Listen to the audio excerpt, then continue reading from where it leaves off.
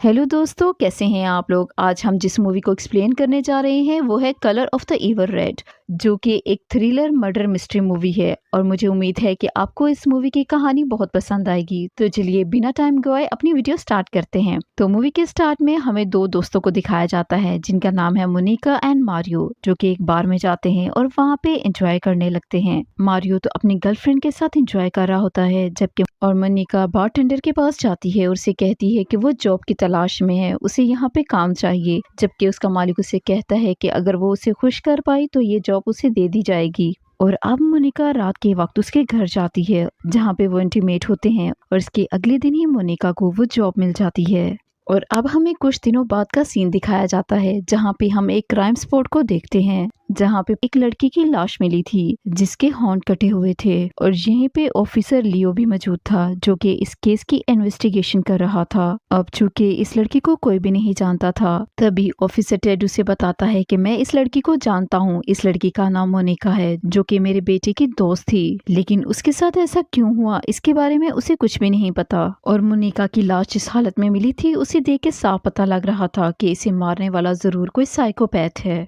और मोनिका कोई ऐसी वैसी लड़की नहीं थी। इसकी मदर शहर की जानी पहचानी जज थी जिनका नाम हेलिना था। और इसके बाद हम मोनिका की मदर को भी देखते हैं, जो कि उसकी बॉडी को आइडेंटिफाई करने के बाद काफी टूटी हुई लग रही थी। मोनिका क्योंकि उसकी इकलौती ही बेटी थी और इसी वजह से हेलिना सदमे में आ जाती है। और अगले दिन हम देखते हैं कि लियो अपने काम में बिजी था, तभी उसका सीनियर ऑफिसर आता है और उसे एक पुराने केस की फाइल देता है जिसमें एक लड़की का नाम जेनिटा था और उसे भी सेम इसी तरह से मारा गया था जिस तरह से मोनिका को मारा गया। और मरने के बाद उसके होंठ भी काट दिए गए थे और उसे समंदर के किनारे फेंक दिया गया। तो लियो से पूछता है कि क्या कातिल पकड़ा गया था, और इस पे सीनियर डिटेक्टिव उसे बताता है कि कातिल उसका फियांसी ही था, जिसे हमने फौरन ही गिरफ्तार कर लिया था और कुछ अर्सा पहले ही वो अपनी सजा पूरी करके जेल से बाहर आया है। तो शायद इतना काफी है ये साबित करने के लिए कि ये मर्डर भी उसी साइकोपैथ ने ही किया है जिसका नाम जकूबिया था। और ये सुनते ही लियो फौरन से जकूबिया को अरेस्ट करने के लिए निकल जाता है। और अब लियो जकूबिया को गिरफ्तार करने के लिए उसके घर पहुंच जाता है और उससे कन्फ्रंट करने के बाद उसे पता लगता है कि जकूबिया ने जिस मर्डर के लिए इतने अरसा सजा काटी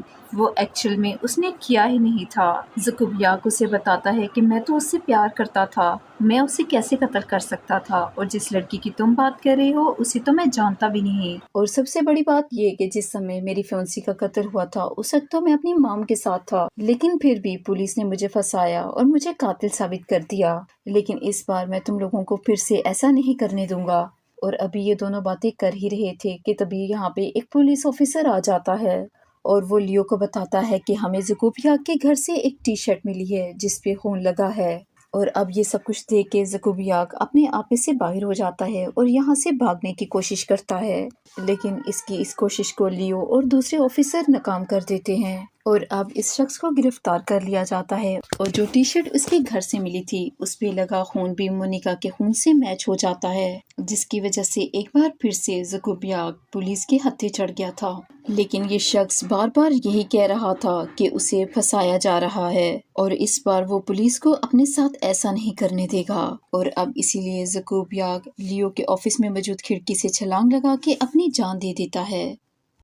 लियो को इस बात पे बहुत हैरानगी होती है और वो जकूबियाक की बातों पे भी यकीन करने लगता है कि उसने मोनिका का खून नहीं किया है, यानी असली कातिल अभी भी उनसे काफी दूर है। और इसके बाद लियो जकूबियाक के सेक्रेटरी से मिलने के लिए जाता है और उससे पूछता है कि क्या जकूबियाक ने तुम्हें कोई सीक्रेट बताया था। तो वो उसे बताता है कि जकूबियाक उसे साइकोपाथ नहीं लगता था, बल्कि उसे लगता था कि शायद उसे फंसाया जा रहा है। और सेक्रेटरीस उसे ये भी बताता है कि एक ऐसा आदमी जो कि दूसरों को मारने में खुशी फील करता हो वो कभी भी खुद को नहीं मार सकता। मतलब साफ था कि जकूबियाक कातिल नहीं हो सकता है। और इसके बाद लियो उस पहली लड़की जेनिटा के घर जाता है जिसका कत्ल हुआ था, और जब वो उनकी कुछ तस्वीरें देखता है तो वो नोटिस करता है कि जकूबियाक और उसकी फियांसी बहुत ज्यादा खुश थे। और ये देख के उसे और भी यकीन हो जाता है कि जकूबियाक कातिल नहीं हो सकता, क्योंकि वो इस लड़की को सच में प्यार करता था। और इन तस्वीरों में उसे जेनिटा के साथ एक अजीब सा आदमी भी नजर आता है, और जब वो इस शख्स के बारे में पूछता है तो उसे बताया जाता है कि इसके बारे में किसी को कुछ नहीं नहीं पता।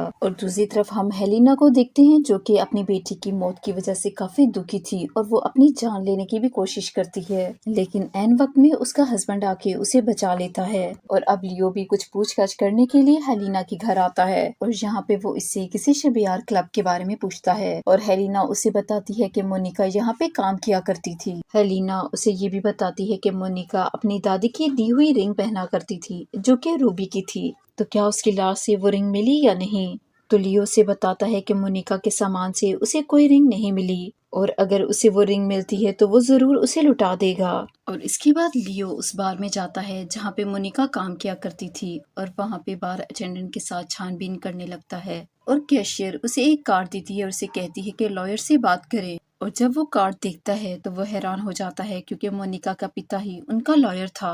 तो उसे बड़ी हैरानगी होती है कि मोनिका का पिता उनका लॉयर कैसे हो सकता है और इसी वजह से वो इसका पीछा करने लगती है। और दूसरी तरफ हम देखते हैं कि हलियान को भी अपने हस्बैंड पे थोड़ा सा शक होता है और इसीलिए एक सुबह वो इसका पीछा करने का इरादा करती है। और जब वो इसका पीछा करती है तो वो देखती है कि उसका हस्बैंड कज़ाक नाम के एक गैंगस्टर से मिलता है जो कि इस बार क्लब का मालिक था जहाँ पे उसकी बेटी मोनिका काम किया करती थी। और अब जब हेलिना घर वापस आती है वो अपने हस्बैंड का लैपटॉप चेक करती है तो वो देखती है कि इसके अंदर काफी ज्यादा डिटेल्स मौजूद थी। इस आदमी का नाम कज़ाक था जो कि बहुत ही अमीर आदमी था और जो कि इलीगल काम किया करता था और मोनिका के फादर ने उसके खिलाफ सारे सबूत इकट्ठे करके रखे थे।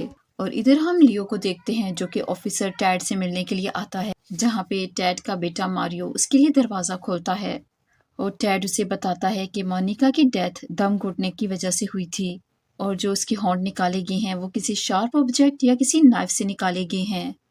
और इसके बाद लियो यहाँ से जाने लगता है तो वो मारियो को देखता है जो कि लैपटॉप पे कुछ कर रहा था। तो वो मारियो से पूछता है कि क्या वो भी मोनिका के साथ उस बार क्लब में जाया करता था, जिसपे मारियो से बताता है कि हाँ वो कभी कभी उस क्लब में जाया करते थे। और इसके बाद हमें पास की कहानी दिखाई जाती है जब मोनिका उस बार क्लब में काम किया करती थी। वो मारियो को वहाँ पे ड्रग्स भी सप्लाई किया करती थी और वहीं पे एक दिन उसे कज़ाक भी मिला था जिसे वो ड्रग देने की कोशिश कर रही थी। लेकिन तभी उसका बॉयफ्रेंड यहाँ पे आया और उसने मोनिका को बताया कि ये आदमी यहाँ के बार का मालिक है, यानी कि ये क्लब उसी का है और वो इसे ये ड्रग्स ना दे। और मोनिका का खूबसूरत चेहरा देख के कज़ाक का दिल उस पे आ गया था और उसने डिसाइड कर लिया था कि उसने मोनिका के साथ क्या करना है। और फिर कहानी प्रेजेंट में आती है जहाँ पे लियो हेलिना से मिलने के लिए आता है और वो उसे बताता है कि उसने इसकी बेटी के सारा सामान चेक किया लेकिन उसके अंदर वो रूबी वाली अंगूठी मौजूद नहीं है।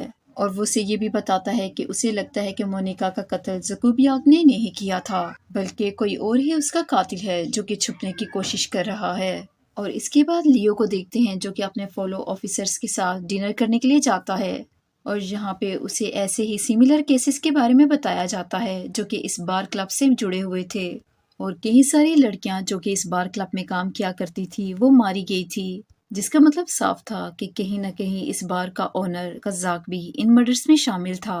और ये बात सुन के उसके दोनों ऑफिसर दोस्त उसका केस में साथ देने के लिए तैयार हो जाते हैं। और इधर हम देखते हैं कि हेलिना टैड से मिलने के लिए आती है और हम देख पाते हैं कि ये दोनों इंटीमेट होते हैं, यानी वो दोनों एक्स्ट्रा मैरिटल अफेयर में थे। और हेलिना अपनी बेटी की मौत से उबर नहीं पाई थी और इसीलिए वो टैड से मिलने के लिए आई थी। और हेलिना उसे ये भी बताती है कि उसे अपनी बेटी की बहुत याद आ रही है और टैड उसे कहता है कि वो परेशान ना हो, वो जल्द ही उस कातिल को पकड़ लेंगे। और इसके बाद हमें पास का सीन भी दिखाया जाता है जहाँ पे हमें बताया जाता है कि जब मोनिका इस बार क्लब में काम किया करती थी तो वहाँ पे वो मारियो को ड्रग्स भी सप्लाई किया करती थी और वहीं पे उसे एक दिन कज़ाक भी मिला था जिसे वो ड्रग्स देने की कोशिश कर रही थी। तो उसके फियांसी ने उसे बताया कि ये यहाँ का मालिक है, यानी इस बार क्लब का ओनर है, तो वो उसे ड्रग्स देने की कोशिश ना करे। और मोनिका का खूबसूरत चेहरा देख के कज़ाक का दिल उस पे आ गया था और उसने डिसाइड कर लिया था कि उसने मोनिका के साथ क्या करना है। और पास्ट इवेंट से हम ये भी जान पाते हैं कि कज़ाक ने डिसाइड किया था कि वो मोनिका के साथ सोएगा और इसीलिए कज़ाक ने उसके बॉयफ्रेंड से कहा था कि वो मोनिका को तैयार करके रखे और इसीलिए उसके बॉयफ्रेंड ने ज़बरदस्ती उसे छोटे कपड़े पहना दिए थे और इसके बाद कज़ाक वहाँ पे आता है और वो मोनिका के साथ ज़बरदस्ती करता है, जिसकी वजह से मोनिका बिल्कुल भी खुश नहीं थी। और इसके बाद प्रेजेंट टाइम के अंदर हमें लियो को दिखाया जाता है, जो कि अपने चीफ से मिलता है और उसे बताता है कि ये सारे मर्डर कज़ाक की तरफ लीड कर रहे हैं, क्योंकि जो भी लड़कियां मरी हैं वो कज़ाक के बार क्लब में काम किया करती थी। और इस पे चीफ कहता है कि वो मनगढ़ंत कहानियां ना बनाएं, इन लड़कियों का कत्ल याकूबियाक ने किया था, जो कि अब मर चुका है। और इसके बाद हमें पास्ट की कहानी के जरिए से पता लगता है कि जब मोनिका का रेप हुआ तो वो चुप नहीं बैठी और वो कज़ाक के खिलाफ रिपोर्ट लिखवाने के लिए पुलिस स्टेशन पहुंच गई। लेकिन यहाँ पे जो पुलिस ऑफिसर मौजूद था वो लियो का दोस्त था, लेकिन वो कज़ाक के लिए काम किया करता था। और इसी वक्त मोनिका को कज़ाक की कॉल आती है, जो कि उसे कहता है कि वो फौरन घर वापिस आ जाए वरना वो इसे मरवा देगा।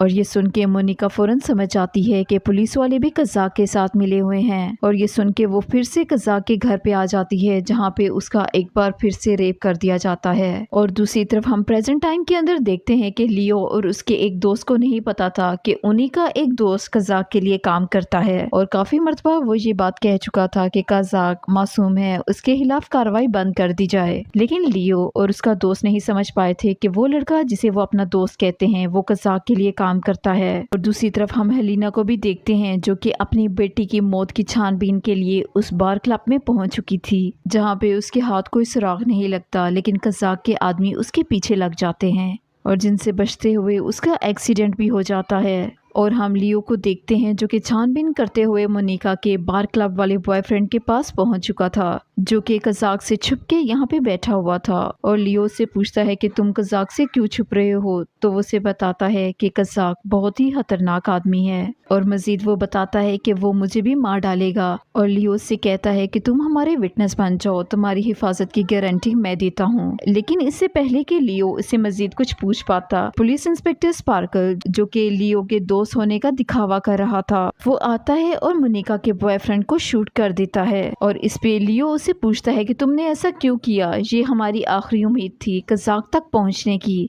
लेकिन हम लोग जानते हैं कि स्पाइडर कज़ाक तक पहुंचने के सारे रास्ते बंद कर रहा था और अब वो चुपचाप बिना कुछ कहे यहाँ से चला जाता है। और अब हम दूसरे सीन में देखते हैं कि हेलिना अपने हस्बैंड को कन्फ्रंट करते हुए पूछती है कि तुम कब से कज़ाक के लिए काम कर रहे हो। और इस पे मोनिका का हस्बैंड उसे बताता है कि मैं अपनी मर्जी से कज़ाक के लिए काम नहीं कर रहा, उसके साथ काम करना मेरी मजबूरी थी। मैं दरअसल मोनिका को उससे बचा रहा था। उसने बताया कि मोनिका के मरने से एक हफ्ता पहले कज़ाक ने मुझे कॉल किया था, उसके पास मोनिका की न्यूड पिक्चर्स थी और मुझे इन फोटोज के बदले में उसके लिए कुछ काम करने थे, जिसकी वजह से वो अपनी ब्लैक मनी को व्हाइट में कन्वर्ट करता था। और मेरे पास एक पेन ड्राइव है जिसमें उसके खिलाफ सारे सबूत मौजूद हैं। ये पेन ड्राइव तुम लियो को दे देना, हो सकता है कि इससे हमारी कुछ मदद हो जाए।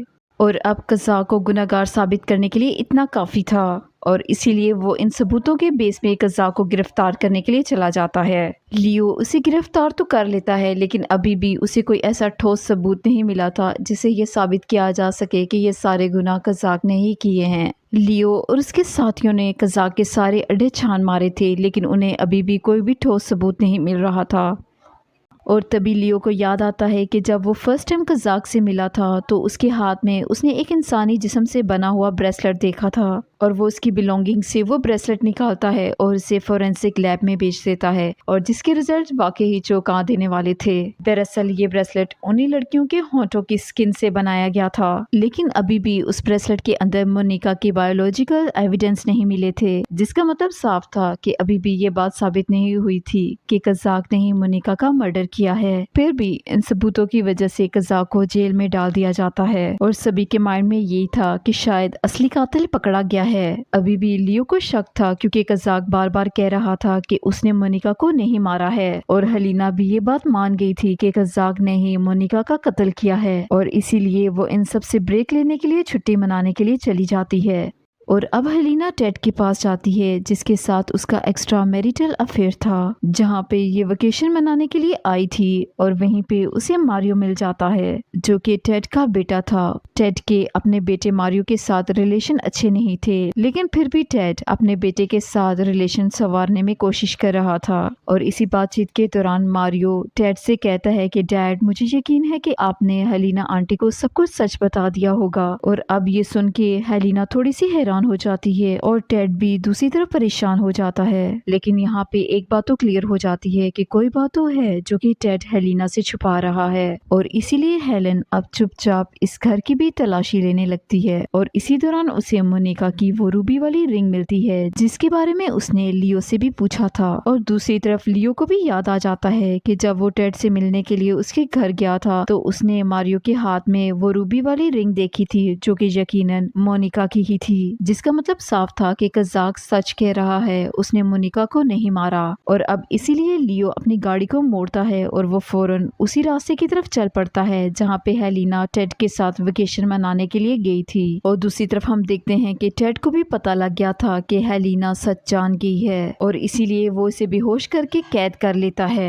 और हेलिना उससे पूछती है कि ये सब कुछ क्या चल रहा है और अब टेड उसे सब कुछ सच बता देता है। और वो बताता है कि जिस दिन मोनिका की डेथ हुई थी उस दिन वो कजाक से छुपने के लिए मारियो के साथ यहाँ पे आई थी। और बातों ही बातों में मारियो और मोनिका इंटीमेट होने लगे, लेकिन मोनिका मारियो के साथ इंटीमेट होने में कंफर्टेबल नहीं थी और इसीलिए वो उसे बार बार मना करने लगती है, जिसकी वजह से मारियो को गुस्सा आ जाता है और वो मोनिका को मार डालता है। और फिर वो अपने बाप को यानी मुझे कॉल करके सब कुछ बता देता है। और फिर मैंने अपने बेटे को बचाने के लिए मोनिका की लाश को एक पुराने मर्डर केस की लाश की तरह पेश कर दिया। और अब टेड को अपनी गलती का एहसास हो जाता है और इसीलिए वो हेलिना के सामने अपनी जान ले लेता है। और इधर लियो भी हेलिना के पास पहुंच जाता है जिसे ऑलरेडी सब कुछ पता था कि मोनिका का कातिल कोई और नहीं बल्कि उसी का दोस्त मारियो है।